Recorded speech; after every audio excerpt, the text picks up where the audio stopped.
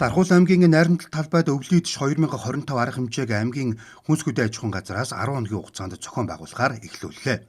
Дархан хотын Хүү амын өвлийн улирлын хүнсний хэрэгцээнд зориулсан махны хангамжийн доктортой байдлыг хадгалах, орон нутгийн малчид огшоологчдын малын махыг дундын зөөлчлөхгүйгээр хэрэглэгчдэд шууд хүргэх зорилготой юм а.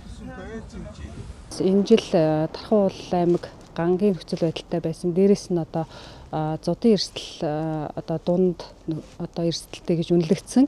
Үүний дагуу малчтын малыг эдийн засгийн эргэлтэнд оруулах, нөгөө талаас эрсдлээс урьдчилан сэргийлэх юм зорилго давхар явж байна.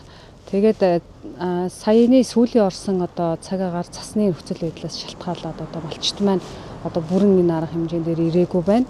Нэг хоёр цөөхөн ирээд мах нь тэр дор борлуулагдаа явж байна. За үнийг бол бид зохицуулах боломжгүй, аль болох махаа худалдаж байгаа эргэн аж ахуйн нэгж оршуулагчдоос бол альва нэг татвар авахгүйгээр зөвхөн гарал үүслийн гэрчлэгээтэй байхад болно гэж худалдаа явуулж байгаа. Тэгэхээр манай энд худалдаа эрхэлж байгаа эргэн аж ахуйн нэгжүүд маань бас үнийн хувьд уян хатан байж иргэдийг хямд махаар хангахад бас хамтарч ажиллах хэрэгтэй байна. Мөн дээрээс нь бусад аймагуд болон Дархан аймгийн малчт маань энэ үйл ажиллагааг дэмжиж ирж оролцож махаа худалдан борлуулахад нээлттэй шүү. Та бүхнийг уриалж байна.